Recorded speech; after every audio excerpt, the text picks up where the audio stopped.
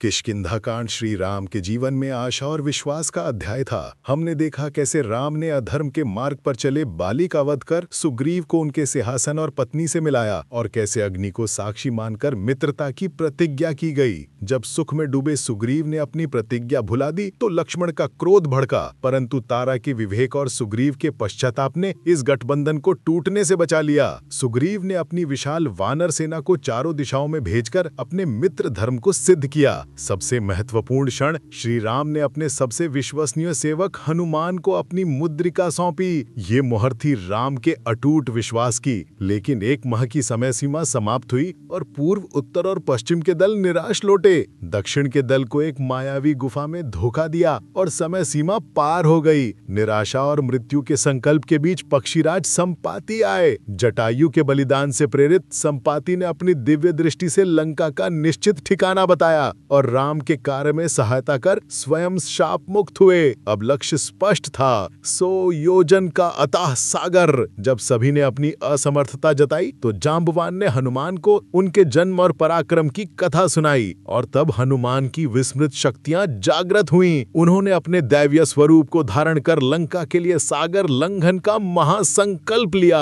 अब कथा सुंदर कांड में प्रवेश करती है, जहां हनुमान की अद्वितीय वीरता और बुद्धिमता का प्रदर्शन होगा। जांबवान के प्रेरणादायक वचनों से हनुमान की विस्तृत शक्तियां पूरी तरह से जागृत हो चुकी थीं। उनका शरीर विशाल हो चुका था, उनकी आंखों में अदम्य तेज था और उनका मन श्रीराम के कार्य को सिद्ध करने के लिए दृढ़ संकल्पित था। हनुमान ने सागर लंघन के लिए विंध्याचल पर्वत के शिखर को चुना। उन्होंने युवराज अंगद और जांबवान सहित सभी वानर प्रमुखों को प्रणाम किया और उनसे विजयी होने का आशीर्वाद मांगा। सभी वानर उन्हें जय जयकार के साथ विदा कर रहे थे। पवन पुत्र हनुमान ने अपनी शक्ति को केंद्रित किया। उन्होंने अपने विशाल शरीर को संकुचित किया और फिर क्षण भर में उसे पर्वत के समान विशाल बना लिया। उन्होंने अपने पैरों को पर्वत पर मजबूती से जमाया और अपने श्वास को रोका। जैसे ही उन्होंने महाछलांग लगाई, पर्वत उनके पैरों के बल से कांप उठा। पर्वत के वृक्ष और चट्टानें टूटकर सागर में घिरने लगीं। हनुमान एक तीव्र गति वाले बाण की तरह 100 योजन के विशाल दक्षिणी सागर के ऊपर आकाश मार्ग में उड़ चले। हनुमान की ये अद्वितीय उड़ान दैवीय संकल्प और भक्ति की शक्ति का प्रतीक थी। ये उड़ान न केवल सागर के ऊपर थी, बल्कि निराशा और असंभव के विचारों पर भी एक महान विजय थी। पवन पुत्र हनुमान अपनी तीव्र गति से 100 योजन का विशाल सागर लांघ चुके थे। अपनी उड़ान के अंत में उनकी दृष्टि दूर क्षितिज पर स्थित एक विशाल और अद्भुत द्वीप पर पड़ी। यही लंका नगरी थी, जो रावण की राजधानी थी। जैसे ही हनुमान द्वीप के करीब पहुंचे, वे लंका की भव्यता और असाधारण सुरक्षा व्यवस्था को देखकर चकित रह गए। लंका की भव्यता और वास्तुकला। त्रिकूट पर्वत पर निर्माण। लंका नगरी त्रिकूट पर्वत की 3 शिखरों पर बनी थी। ये सोने और कीमती रत्नों से सजी हुई थी, जिसके कारण पूरी नगरी सूर्य के प्रकाश में चमक रही थी। अपूर्व वास्तुकला। नगरी के महल, द्वार और मार्ग दैत्य वास्तुकार मय द्वारा बनाए गए थे। भवन सोने, चांदी और स्फटिक के बने थे, जो स्वर्ग के किसी भी शहर से कम नहीं थे। अशोक वाटिका की सुंदरता। हनुमान ने नगर के एक भाग में अशोक वाटिका नामक एक भव्य उपवन देखा, जो हरियाली और सुंदरता से भरा हुआ था। सुरक्षा और रक्षा व्यवस्था। प्राकृतिक दुर्ग। लंका चारों ओर से अथाह सागर की प्राकृतिक खाई से घिरी हुई थी, जिससे वहां पहुंचना स्वयं में एक असंभव चुनौती थी। विशाल परकोटे और द्वार। नगर के चारों ओर ऊंचे दुर्भेद्य प्राचीर यानी परकोटे बने थे, जिन पर राक्षसी अस्त्र शस्त्र लगे थे। राक्षसों की चौकसी। हनुमान ने देखा कि नगर के हर द्वार और मार्ग पर भयंकर राक्षसों की चौकसी थी। राक्षस अस्त्र शस्त्र लिए हुए थे और वे निरंतर पहरा दे रहे थे। हनुमान समझ गए कि ये नगरी न केवल भव्य है, बल्कि अभेद भी है। उन्हें अपने मिशन को सफल बनाने के लिए बल के बजाय बुद्धि और छल का उपयोग करना होगा। उन्होंने रात्रि के आगमन की प्रतीक्षा करने का निर्णय लिया, ताकि वे सूक्ष्म रूप धारण कर गुप्त रूप से नगरी में प्रवेश कर सकें। पवन पुत्र हनुमान लंका नगरी की अभेद्य सुरक्षा व्यवस्था को देखकर समझ गए थे कि बल से प्रवेश करना सीता माता की खोज के लक्ष्य में बाधा डालेगा। इसलिए उन्होंने रात्रि के आगमन की प्रतीक्षा की, जब राक्षस अपने आनंद या निद्रा में लीन होंगे। जब अंधकार फैल गया तो हनुमान ने अपनी सूक्ष्म बुद्धि का उपयोग किया। उन्होंने अपने विशाल शरीर को त्याग कर एक बिल्ली के आकार जितना अत्यंत लघु रूप धारण किया। लंकिनी से भीषण युद्ध। जैसे ही हनुमान गुप्त रूप से नगर के एक मुख्य द्वार से अंदर प्रवेश करने वाले थे, द्वार की अधिष्ठात्री देवी और लंका की संरक्षिका लंकिनी ने उन्हें रोक लिया। लंकिनी का रूप भयंकर था और उसकी गर्जना से पूरी लंका हिल उठी। लंकिनी ने हनुमान को चुनौती दी, तो कौन है दुष्ट? मेरे रहते कोई भी प्राणी लंका में प्रवेश नहीं कर सकता। तू मेरे हाथों से जीवित नहीं बचेगा। हनुमान ने लंकिनी को शांत करने का प्रयास किया, लेकिन जब उसने युद्ध करना अनिवार्य कर दिया तो हनुमान ने रावण की शक्ति को चुनौती देने से पहले ही लंका की शक्ति को पराजित करने का निर्णय किया। हनुमान ने अपने वज्र के समान मुक्के से लंकिनी के सिर पर प्रचंड प्रहार किया। ये प्रहार इतना तीव्र था कि लंकिनी लहूलुहान होकर धरती पर गिर पड़ी। घायल लंकिनी ने हनुमान से क्षमा मांगी। उसने कहा, हे वीर, आज मेरी पराजय हो गई। बहुत समय पहले ब्रह्मा ने मुझे भविष्यवाणी दी थी कि जिस दिन कोई वानर तुम्हें पराजित करेगा और तुम लहूलुहान होकर गिरोगी, उसी दिन रावण और लंका के पतन का समय आरंभ हो जाएगा। वो दिन आज है। लंकिनी ने हनुमान को सफलतापूर्वक नगर में प्रवेश करने दिया और उन्हें आशीर्वाद दिया। इस प्रकार हनुमान ने बुद्धि और आवश्यक बल का उपयोग कर अदृश्य शत्रु के रूप में लंका के द्वार पर पहली विजय प्राप्त की। अब उन्होंने सूक्ष्म रूप में बिना किसी को भनक लगे सीता माता की खोज में सोने की नगरी में प्रवेश किया। लंकिनी को पराजित कर लंका के द्वार पर पहली विजय प्राप्त करने के बाद हनुमान ने लंका नगरी में प्रवेश किया। उन्होंने बिल्ली के आकार जितना अत्यंत सूक्ष्म और अदृश्य रूप बनाए रखा ताकि कोई भी राक्षस उन्हें देख ना सके। रात्रि में सोने की नगरी का अवलोकन। हनुमान ने धीरे धीरे सोने की लंका के भीतर प्रवेश किया। रात के समय ये नगरी और भी भव्य और विस्मयकारी लग रही थी। हर महल, सड़क और द्वार सोने, रत्नों और हीरों से जड़ा हुआ था, जिससे वे चांदनी में चमक रहे थे। हनुमान ने नगर की समृद्धि को देखा। उन्होंने मन ही मन सोचा कि रावण कितना शक्तिशाली और अहंकारी है कि उसने ऐसी भव्य नगरी का निर्माण किया है, लेकिन वो इतना अधर्मी भी है कि उसने पर स्त्री का हरण किया है। राक्षसों की निद्रा और रावण का महल। हनुमान ने पहले सामान्य निवासों और फिर शाही महलों की गहनता से खोज शुरू की। उन्होंने देखा कि अधिकांश राक्षस या तो गहरी निद्रा में लीन थे या मदिरा और ऐशो आराम में डूबे हुए थे। राक्षसों के विशाल आकार, उनके विकृत चेहरे और उनके आसपास की भयंकर गंध हनुमान को विचलित कर रही थी। हनुमान अंततः रावण के मुख्य महल तक पहुंचे। ये महल त्रिकूट पर्वत के सबसे ऊंचे शिखर पर बना था। असाधारण सुरक्षा। रावण के महल के चारों ओर अभेद्य सुरक्षा थी, लेकिन हनुमान अपने सूक्ष्म रूप और पवन देव के बल से हर बाधा को पार कर गए। महल के भीतर की खोज। हनुमान ने महल के भीतर के हर कक्ष को छान मारा। उन्होंने वहां कई सुंदर स्त्रियां और राक्षसियां देखीं, लेकिन सीता माता कहीं नहीं थीं। पूरी रात व्यतीत होने वाली थी और हनुमान को अभी तक सीता माता का कोई भी सुराग नहीं मिला था। उनके मन में थोड़ी निराशा आने लगी, लेकिन राम की मुद्रिका को याद कर उन्होंने अपनी खोज जारी रखी। पवन पुत्र हनुमान अपने सूक्ष्म रूप में सीता माता की तलाश में लंका के सबसे भव्य और सुरक्षित स्थान रावण के मुख्य महल के भीतर गहनता से प्रवेश कर चुके थे। महल की वास्तुकला और विशालता विस्मयकारी थी, जो अहंकार और असीम शक्ति का प्रदर्शन कर रही थी। रावण की विलासिता और शक्ति। हनुमान ने महल के भीतर विभिन्न कक्षों का अवलोकन किया।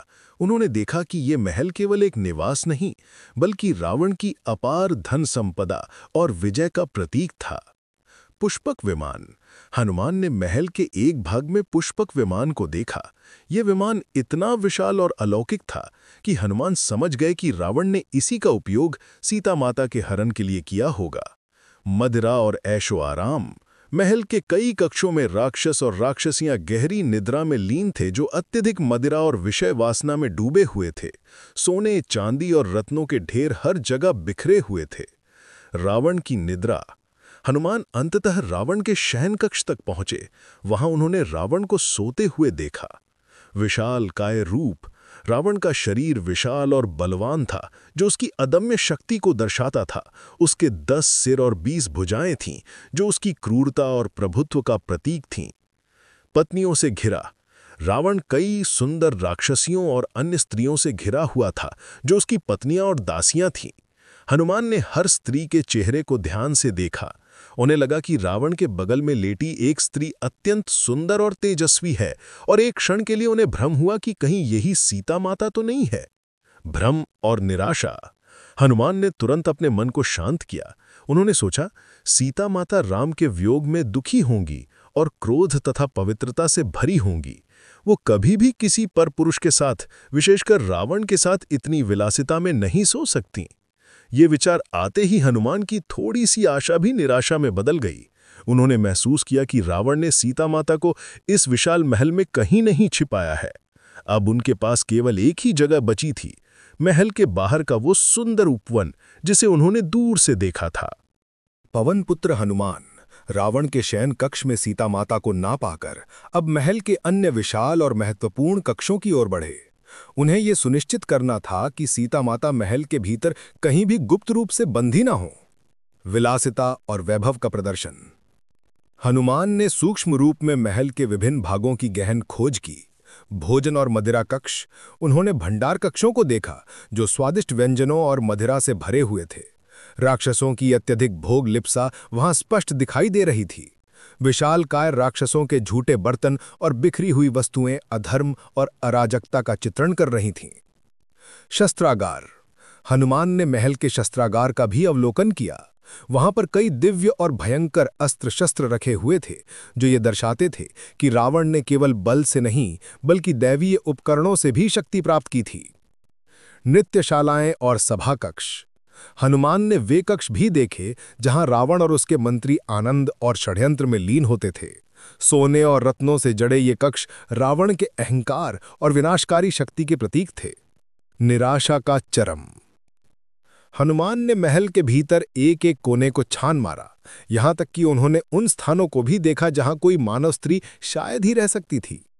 जब महल के किसी भी कक्ष में सीता माता नहीं मिली, तो हनुमान के मन में गहन निराशा छा गई। उन्हें लगा कि वो श्री राम और सुग्रीव को दिया गया अपना वचन पूरा नहीं कर पाएंगे। हनुमान ने दुखी होकर सोचा, क्या सीता माता जीवित नहीं है? क्या उन्हें रावण ने कहीं और छिपा दिया है? यदि मैं खाली हाथ लौटा तो राम और सुग्रीव का क्या होगा? इस असीम निराशा के बावजूद हनुमान ने आशा की अंतिम किरण को नहीं छोड़ा। उन्होंने महल की चारदीवारी से बाहर की ओर देखा, जहां अशोक वाटिका नामक सुंदर उपवन फैला हुआ था। हनुमान ने अंतिम निर्णय लिया, यदि सीता माता महल में नहीं है तो वे निश्चित ही उस रमणीय वाटिका में होंगी। यही मेरी अंतिम खोज होगी। रावण के मुख्य महल के भीतर सीता माता को खोजने में असफल रहने के बाद पवन पुत्र हनुमान आशा की अंतिम किरण के साथ महल के अंतःपुर यानी इनर सिटी कोर्टयार्ड की ओर बढ़े। ये महल का वो आंतरिक क्षेत्र था जहां रावण के सबसे निजी कक्ष और सबसे मूल्यवान वस्तुएं रखी जाती थीं। पुष्पक विमान का दर्शन। अंतःपुर के एक विशाल और सुरक्षित आंगन में हनुमान ने एक असाधारण वस्तु देखी, जिसे देखकर वे विस्मय से भर गए। ये कोई और नहीं बल्कि पुष्पक विमान था। अलौकिक रचना। पुष्पक विमान स्वर्ण और रत्नों से जड़ा हुआ था। ये इतना विशाल था कि पूरे आंगन को घेर रहा था। इसकी भव्यता और दिव्य संरचना ये सिद्ध करती थी कि ये सामान्य विमान नहीं था, बल्कि अद्वितीय जादुई शक्ति रखता था। विमान का महत्व। हनुमान समझ गए कि ये वही तेजस्वी रथ था जिसका उपयोग रावण ने छलपूर्वक सीता माता के हरण के लिए किया था। विमान की उपस्थिति रावण की अपार शक्ति और उसके अधर्म की पुष्टि थी। हनुमान ने पुष्पक विमान का महान इतिहास याद किया। ये मूल रूप से धन के देवता कुबेर का था, जिसे रावण ने अपने भाई कुबेर को हराकर छीन लिया था। इस विमान की सबसे बड़ी विशेषता ये थी कि ये मन की गति से उड़ सकता था और इसके बैठने की जगह यात्री की संख्या के अनुसार स्वयं ही बढ़ या घट जाती थी। अंतिम आशा की किरण। पुष्पक विमान को अंतःपुर में देखकर हनुमान को ये विश्वास हो गया कि वो सही दिशा में है। यदि रावण ने सीता को अपहरण करने के लिए अपने सबसे मूल्यवान और सुरक्षित वाहन का उपयोग किया है, तो उसने उन्हें अपने महल के आसपास ही कहीं छिपाया होगा। इस अवलोकन से हनुमान की निराशा दूर हुई और उनके मन में ये दृढ़ संकल्प आया कि अब उन्हें महल से बाहर निकलकर अंतिम स्थान अशोक वाटिका की ओर प्रस्थान करना है। हनुमान ने सूक्ष्म रूप में महल की चार दीवारी को पार किया और गोपनीयता बनाए रखते हुए अशोक वाटिका की ओर चल पड़े, जहां उन्हें पूरी उम्मीद थी कि सीता माता अवश्य मिलेंगी। पवन पुत्र हनुमान ने रावण के अंतःपुर में पुष्पक विमान को देखा।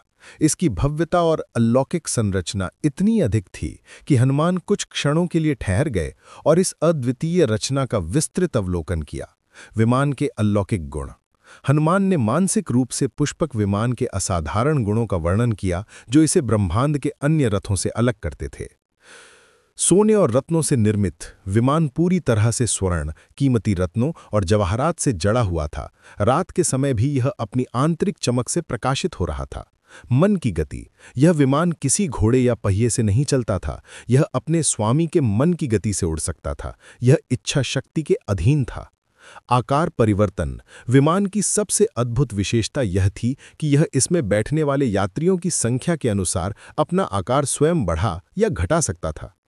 कुबेर का उपहार। हनुमान जानते थे कि यह विमान मूल रूप से ब्रह्मा ने कुबेर को प्रदान किया था, जो रावण के सौतेले भाई थे। रावण का अहंकार और अधर्म। हनुमान ने दुख के साथ सोचा कि कैसे रावण ने अधर्म के मार्ग पर चलकर अपने ही भाई कुबेर से यह दिव्य विमान छीन लिया था। हनुमान ने मन ही मन विचार किया, यह विमान पवित्रता और शुभता का प्रतीक था, लेकिन रावण ने इसका उपयोग सबसे बड़े अधर्म, सीता माता के अपहरण के लिए किया है। रावण की अपार शक्ति और असाधारण वस्तुएं भी उसके अहंकार और पाप को नहीं छुपा सकतीं। पुष्पक विमान का यह विस्तृत अवलोकन हनुमान के लिए न केवल एक महत्वपूर्ण सूचना थी, बल्कि रावण की शक्ति की पुष्टि भी थी, जिसे पराजित करने के लिए उन्हें अपनी पूरी शक्ति का उपयोग करना था। इस दिव्य वाहन को देखने के बाद हनुमान का विश्वास और भी दृढ़ हो गया कि सीता माता अब इसी लंका द्वीप पर हैं और उन्हें अब अशोक वाटिका की ओर बिना विलंब किए बढ़ना चाहिए। पुष्पक विमान का अवलोकन करने के बाद पवन पुत्र हनुमान को यह सुनिश्चित करना था कि रावण ने सीता माता को किसी अत्यंत गुप्त स्थान पर तो नहीं छिपाया है। इसलिए उन्होंने महल के सबसे निजी और अंदरूनी भाग अंतःपुर में स्थित विशेष भवनों की गहन छानबीन शुरू की। अंतःपुर की सुरक्षा और वास्तुकला। यह क्षेत्र रावण की पत्नियों और परिजनों का निवास था, इसलिए इसकी सुरक्षा और गोपनीयता महल के अन्य हिस्सों से कहीं अधिक थी। हनुमान ने देखा कि यहाँ के भवन असाधारण रूप से भव्य और सुरक्षित थे। सोने और रत्नों का आवरण। भवन पूरी तरह से स्वर्ण और दुर्लभ रत्नों से मढ़े हुए थे। उनकी दीवारों और छतों पर कारीगरी अद्भुत थी, जो दैत्य वास्तुकार मय की कला का सर्वश्रेष्ठ प्रदर्शन था। गुप्त मार्ग और द्वार। कई भवनों में छिपे हुए मार्ग और गुप्त द्वार थे, जिन्हें केवल रावण और उसके अति विश्वसनीय सेवक ही जानते थे। हनुमान को अपने सूक्ष्म रूप और बुद्धि का उपयोग करके इन मार्गों को खोजना पड़ा। विशेष कक्ष। हनुमान ने रावण के व्यक्तिगत ध्यान कक्ष, पूजा कक्ष जहां वह शिव की पूजा करता था, और रत्न भंडार कक्षों की भी जांच की। ये कक्ष अंधकार और तेज के मिश्रण से भरे हुए थे, जो रावण के भक्ति और क्रूरता के विरोधाभासी चरित्र को दर्शाते थे। सीता की अनुपस्थिति। हर एक कक्ष और भवन की गहन खोज के बाद हनुमान को यह स्पष्ट हो गया कि सीता माता महल के भीतर कहीं भी नहीं है। उन्हें अंतःपुर के किसी भी भवन में मानवीय पवित्रता या दुख का कोई संकेत नहीं मिला। हनुमान को यह देखकर आश्चर्य हुआ कि रावण, जिसने सीता को हरण किया, वह उन्हें अपनी विलासिता और भोग के केंद्र में क्यों नहीं रखा। यह इस बात का प्रमाण था कि सीता माता की पवित्रता इतनी महान थी कि वह रावण के भोग और अपवित्रता के बीच रहना स्वीकार नहीं करेंगी। इस अंतिम खोज के साथ हनुमान की आशा अब पूरी तरह से अशोक वाटिका पर केंद्रित हो गई। उन्होंने गोपनीयता बनाए रखी और अंतिम लक्ष्य की ओर बढ़ने के लिए महल की सीमा से बाहर निकल गए। पवन पुत्र हनुमान मायावी लंका नगरी में प्रवेश कर अब तक लंका की अधिष्ठात्री देवी लंकिनी को पराजित कर चुके थे और रावण के मुख्य महल के बाहरी कक्षों से लेकर पुष्पक विमान के आंगन तक हर जगह की गहन छानबीन कर चुके थे। अब वे सीता माता की खोज में रावण के सर्वाधिक निजी आवास अंतःपुर के मुख्य निवास क्षेत्र में सफलतापूर्वक प्रवेश कर चुके थे। अभेद्य सुरक्षा का भेदन। ये प्रवेश हनुमान की अद्वितीय शक्ति और विवेक का प्रतीक था। रावण का आवास अत्यंत सुरक्षित था, उसके चारों ओर भयंकर राक्षस पहरा दे रहे थे। यदि किसी साधारण प्राणी ने प्रवेश करने की कोशिश की होती तो वो तुरंत पकड़ा जाता। सूक्ष्म रूप का उपयोग। हनुमान ने अपने सूक्ष्म रूप को बनाए रखा, जिससे वे अदृश्य रहकर सतर्कता से हर बाधा को पार करते गए। पवन देव का बल। पवन देव के पुत्र होने के कारण हनुमान वायु के समान अगोचर थे और महल के जटिल गोपनीय मार्गों से गुजरने में सक्षम थे। आवास के भीतर की विलासिता। आवास के भीतर हनुमान ने अपार विलासिता और वैभव का दृश्य देखा। शयन कक्ष। उन्होंने रावण को उसकी असंख्य पत्नियों और दासियों से घिरा विशाल छैया पर सोते हुए देखा। इस दृश्य ने उन्हें क्षण भर के लिए भ्रमित किया, लेकिन सीता माता की पवित्रता को याद करके उन्होंने तुरंत उस भ्रम को दूर कर दिया। भोज और आनंद। आवास के आंतरिक कक्षों में भोग विलास का वातावरण था। मूल्यवान मदिरा के कलश और बहुमूल्य वस्त्र बिखरे हुए थे, जो रावण और उसके राक्षसों के अनैतिक जीवन शैली को दर्शाते थे। अशोक वाटिका की ओर प्रस्थान। हनुमान ने ये पुष्टि कर ली थी कि सीता माता इस अपवित्र और विलासमय निवास के भीतर नहीं है। उन्हें विश्वास हो गया था कि सीता माता अपनी पवित्रता के कारण रावण के महल से दूर किसी शांत और सुरक्षित स्थान पर होंगी। इस अंतिम निष्कर्ष के साथ हनुमान अशोक वाटिका की ओर बढ़े। उनकी खोज रावण के महल से निकलकर सीता माता के संभावित ठिकाने की ओर जा रही थी, जो सुंदरकांड का सबसे निर्णायक क्षण था। रावण के भव्य आवास और अंतःपुर में सीता माता को खोजने में असफल रहने के बाद पवन पुत्र हनुमान की आशा की अंतिम किरण अशोक वाटिका पर टिकी थी। अब उन्हें लंका के इस सबसे सुरक्षित और रमणीय उपवन की ओर बढ़ना था। अशोक वाटिका की ओर प्रस्थान। हनुमान ने गोपनीयता बनाए रखी और अपने सूक्ष्म रूप में महल की सीमा से बाहर निकलकर अशोक वाटिका की ओर बढ़े। उन्होंने देखा कि यह उपवन चारों ओर से ऊंची दीवारों और भयंकर राक्षसों के पहरे से घिरा हुआ था। उन्होंने वाटिका में प्रवेश के लिए बल के बजाय बुद्धि का उपयोग करने का निर्णय लिया।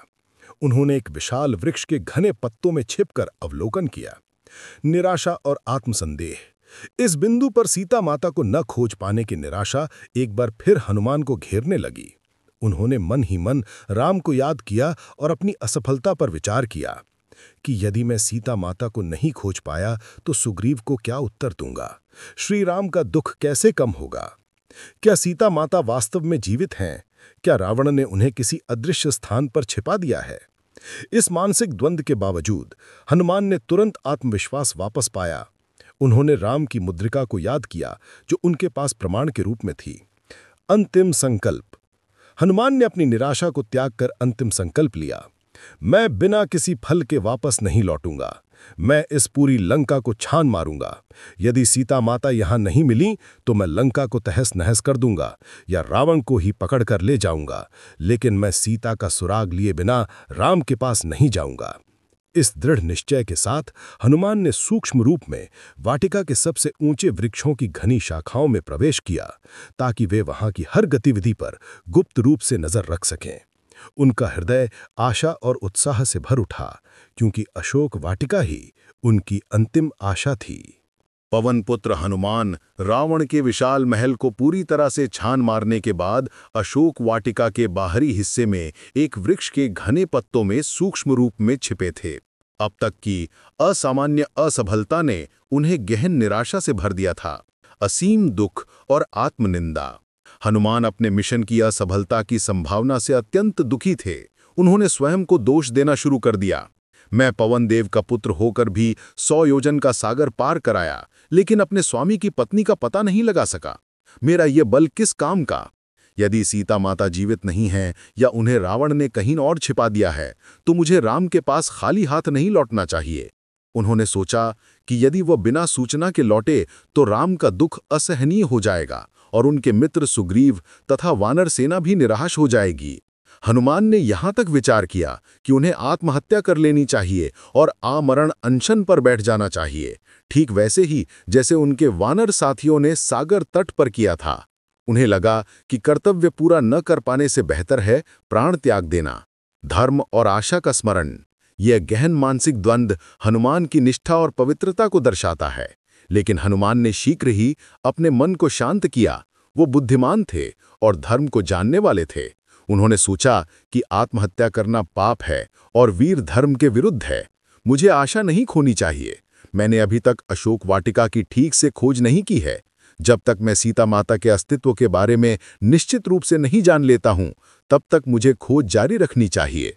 इस मानसिक संघर्ष से उबरकर हनुमान ने अंतिम संकल्प लिया। उन्होंने श्री राम और माता सीता का स्मरण किया और अपने सूक्ष्म रूप में अशोक वाटिका के भीतर सावधानीपूर्वक प्रवेश किया, अपनी निराशा को दृढ़ता से दबाते हुए। पवन पुत्र हनुमान ने अपनी गहन निराशा पर विजय प्राप्त की और श्री राम के प्रति अपनी अटूट निष्ठा को बल दिया। उन्होंने सूक्ष्म रूप में अशोक वाटिका के सबसे घने शिंशपा वृक्ष की शाखाओं में छिपकर अपनी अंतिम और सबसे महत्वपूर्ण खोज शुरू की। अशोक वाटिका का दृश्य विस्मयकारी था। ये किसी राक्षस के निवास से अधिक स्वर्ग के उपवन जैसा लग रहा था। अशोक और शिंशपा वृक्ष। वाटिका में अशोक, शिंशपा और अन्य कई सुगंधित पुष्पों वाले वृक्ष थे। फूल खिले हुए थे और फल लगे हुए थे। स्वच्छ जल। वाटिका के बीच में स्वच्छ जल के तालाब और कमल से भरे सरोवर थे। पक्षियों का कलरव पूरे वातावरण को भर रहा था। हालांकि ये सब रावण की क्रूरता के कारण अपवित्र लग रहा था। गुप्त और सतर्क खोज। हनुमान ने अपने सूक्ष्म रूप में एक गिलहरी के आकार जितना छोटा होकर सतर्कता से हर ओर देखना शुरू किया। पहला अवलोकन। हनुमान ने पहले वाटिका के बाहरी हिस्सों और मंडपों की खोज की। उन्होंने वहां राक्षसी दासियों और प्रहरियों को देखा जो गहरी निंद्रा में थे। मानवीय उपस्थिति की तलाश। हनुमान मानवीय पवित्रता के संकेत खोज रहे थे। वे जानते थे कि सीता माता का तेज ऐसा होगा कि वो इन राक्षसों के बीच भी अलग दिखाई देंगी। हनुमान ने एक एक करके वाटिका के सभी कोनों, उपवनों और लता कुंजों की तलाशी ली। उनकी आंखें अब अत्यधिक एकाग्र थीं, क्योंकि उन्हें पता था कि यदि सीता माता यहाँ नहीं मिली तो उनके पास कोई और आशा नहीं बचेगी। ये खोज न केवल एक भौतिक तलाश थी, बल्कि राम के प्रेम और सीता की पवित्रता का, हनुमान की भक्ति का भी अंतिम प्रमाण था। अपनी गहन निराशा को दृढ़ संकल्प में बदलकर पवनपुत्र हनुमान ने अशोक वाटिका की विशाल दीवारों को पार किया। उन्होंने अपने अत्यंत सूक्ष्म रूप, गिलहरी या चींटी के आकार जितना, का उपयोग किया ताकि भीषण पहरेदार राक्षसों को उनकी भनक तक न लगे। स्वर्ग से भी सुंदर उपवन वाटिका में प्रवेश करते ही हनुमान ने एक बार फिर इसके असामान्य सौंदर्य पर ध्यान दिया। ऋतुओं का समागम। वाटिका ऐसी सजी थी मानो यहाँ सभी ऋतुओं का एक साथ वास हो। खिले हुए पुष्प, पके हुए फल और हरी भरी लताएं थीं। स्वर्ण और रत्न। उपवन के बीच में बने छोटे छोटे मंडप और कृत्रिम पर्वत भी सोने और रत्नों से जड़े थे, जो रावण की असाधारण धन संपदा को दर्शाते थे। हनुमान समझ गए कि रावण ने सीता माता को प्रभावित करने या उन्हें मानसिक कष्ट देने के उद्देश्य से ही उन्हें इस विलासमय स्थान पर रखा होगा, जो उनकी पवित्रता के विपरीत था। शिंशपा वृक्ष पर आसन। हनुमान ने अपनी खोज जारी रखी और वाटिका के मध्य भाग में एक विशेष स्थान देखा। एकांतता। यह स्थान वाटिका के अन्य भागों से अधिक शांत और एकांत में था। शिंशपा वृक्ष। यहाँ एक विशाल और घना शिंशपा वृक्ष खड़ा था, जिसकी शाखाएं इतनी सघन थी कि उनके भीतर कोई भी गुप्त रूप से छिप सकता था। हनुमान ने तुरंत निर्णय लिया कि यह वृक्ष ही उनके लिए सबसे उपयुक्त छिपने का स्थान है। वो वायु के समान चुपचाप उड़कर उस शिंशपा वृक्ष की सबसे ऊंची और घनी शाखाओं में सूक्ष्म रूप में बैठ गए। इस अंतिम स्थान पर बैठकर हनुमान ने धैर्य के साथ अवलोकन शुरू किया। उनकी आंखें अब अंतिम आशा और प्रतीक्षा में थी, क्योंकि वो जानते थे कि सीता माता अब इसी उपवन में कहीं होंगी। पवन पुत्र हनुमान अशोक वाटिका के मध्य में स्थित शिंशपा वृक्ष की घनी शाखाओं में सूक्ष्म रूप में छिपे थे। उन्होंने अपनी गहन निराशा को त्याग कर अंतिम आशा के साथ नीचे की ओर देखा। और फिर हनुमान ने वो दृश्य देखा जिसने उनके हृदय को एक साथ दुख और अपार संतोष से भर दिया। उन्होंने एक वृक्ष के नीचे बैठी हुई एक तेजस्वी स्त्री को देखा। वो स्त्री अत्यंत कृश यानी दुबली हो चुकी थी। उनके वस्त्र पुराने और मैले थे। उनके चेहरे पर गहन दुख, वियोग और अश्रु थे, लेकिन उनकी आंखों में असाधारण तेज और पवित्रता थी। वो स्त्री किसी राजसी आसन पर नहीं बल्कि सूखी घास पर बैठी थी। वो राम के वियोग में तपस्या कर रही थी, मानो उन्होंने अन्न जल का त्याग कर दिया हो। उनके चारों ओर एक दिव्य आभा थी, जिसे देखकर हनुमान समझ गए कि ये कोई साधारण स्त्री नहीं हो सकती। हनुमान को ये सुनिश्चित करने में क्षण भर भी नहीं लगा कि ये और कोई नहीं बल्कि सीता माता ही हैं। उनकी पहचान की पुष्टि कई संकेतों से हुई। उनके पास राक्षसियों का पहरा था। उनका तेज रावण के महल में देखी गई किसी भी अन्य स्त्री से अतुलनीय था। उनके चेहरे पर राम के वियोग का असीम दुख स्पष्ट था। हनुमान ने अपने मन में सोचा, इनके दुख का कारण वही है जो श्री राम के दुख का कारण है। इनके पवित्र आंसू ही राम के दुख का प्रमाण है। सीता माता को देखकर हनुमान का हृदय भर आया। उनकी सारी निराशा समाप्त हो गई। उनका सागर लंघन करना और लंका की खोज करना सफल हो गया था। पवन पुत्र हनुमान शिंशपा वृक्ष की शाखाओं में छिपे हुए सीता माता की दुर्दशा देखकर गहन दुख और करुणा से भर गए। उनकी आंखों से अश्रु बहने लगे। सीता माता को इस पीड़ादायक अवस्था में देखना हनुमान के लिए किसी भी शारीरिक कष्ट से अधिक था। वियोग और पीड़ा। हनुमान ने सीता माता की स्थिति का अवलोकन किया और मानसिक रूप से विलाप किया। सौंदर्य की तुलना। उन्होंने सोचा कि सीता माता का रूप ऐसा है जैसे पूर्ण चंद्र को राहु ने ग्रस लिया हो। वो दुख और पीड़ा के कारण इतनी कृश हो गई हैं कि उन्हें पहचानना कठिन है। उनके चारों ओर क्रूर राक्षसियों का पहरा है। राम का दुख। हनुमान ने तुरंत श्री राम के दुख का स्मरण किया। उन्होंने सोचा कि यदि राम इस दृश्य को देख लेते तो वे एक क्षण भर भी जीवित नहीं रह पाते। हनुमान ने स्वयं को धन्य माना कि वे राम को ये भयानक दुख देखने से पहले सीता माता का जीवन और ठिकाना बताने में सक्षम होंगे। पवित्रता का तेज। इस असीम दुख के बावजूद सीता माता का तेज और पवित्रता बरकरार थी। हनुमान ने महसूस किया कि उनके चारों ओर एक अदृश्य सुरक्षा कवच है जो रावण की क्रूरता को उन्हें छूने नहीं दे रहा है। दुख में भी संतोष। गहन दुख के क्षणों में भी हनुमान को एक गहरा संतोष मिला। राम की प्रतिज्ञा। उन्हें ये निश्चित हो गया कि सीता माता जीवित हैं और राम की प्रतिज्ञा अब सफल होगी। ये दुख क्षणिक है, लेकिन राम सीता का मिलन चिरस्थायी होगा। भक्ति की सफलता। हनुमान ने सोचा कि उनका सागर लंघन करना और लंका की खोज करना सफल हो गया है। अब उनका अगला कर्तव्य है सीता माता को राम की मुद्रिका देकर सांत्वना प्रदान करना और उनकी सुरक्षा की पुष्टि करना। हनुमान ने अपने दुख को दृढ़ संकल्प में बदल दिया। अब उन्हें केवल सही समय की प्रतीक्षा करनी थी जब वे सीता माता से एकांत में बात कर सकें। पवन पुत्र हनुमान शिंशपा वृक्ष पर छिपे हुए सीता माता के दुख और पवित्रता को गहराई से महसूस कर रहे थे। अब उनकी दृष्टि सीता माता के चारों ओर पहरा दे रही क्रूर राक्षसियों के समूह पर पड़ी। राक्षसी प्रहरियों का समूह। सीता माता एक विशाल वृक्ष के नीचे अकेली बैठी थीं, जबकि उनके चारों ओर भयंकर आकार और क्रूर चेहरे वाली राक्षसियां बैठी थीं, जो हर समय उन्हें पीड़ा देने और भयभीत करने के लिए तैयार रहती थीं। कुरूपता और क्रूरता। राक्षसियों के चेहरे भयानक थे। उनके दांत बाहर निकले हुए थे और उनकी आंखों में घृणा और क्रूरता स्पष्ट दिखाई देती थी। उनका उद्देश्य सीता माता को मानसिक रूप से तोड़ना था ताकि वे रावण की इच्छा स्वीकार कर लें। निरंतर पहरा। राक्षसियों का पहरा अत्यंत सतर्क था। वे बारी बारी से सीता माता को डरा रही थीं और उन्हें रावण की शक्ति के बारे में बताकर धमकी दे रही थीं। सीता की असहायता और दृढ़ता। हनुमान ने देखा कि सीता माता कितनी असहाय थीं। वह उन क्रूर राक्षसियों के बीच ऐसे बैठी थीं जैसे हिरणों के बीच एक डरी हुई हरिणी या सर्पों के बीच एक नागिन। अटूट निश्चय। इतने भयंकर दबाव के बावजूद सीता माता ने अपनी पवित्रता और राम के प्रति निष्ठा को नहीं छोड़ा था। वे अपनी आंखें बंद कर राम का ध्यान कर रही थीं, जिससे उनकी पवित्रता का तेज और भी बढ़ रहा था। मानसिक यातना। सीता माता को शारीरिक रूप से कोई चोट नहीं पहुंच रही थी, लेकिन यह मानसिक यातना किसी भी चोट से अधिक थी। हनुमान ने महसूस किया कि उन्हें तुरंत सीता माता को सांत्वना देनी होगी, अन्यथा वे इस गहन वियोग और असुरक्षा से टूट सकती थीं।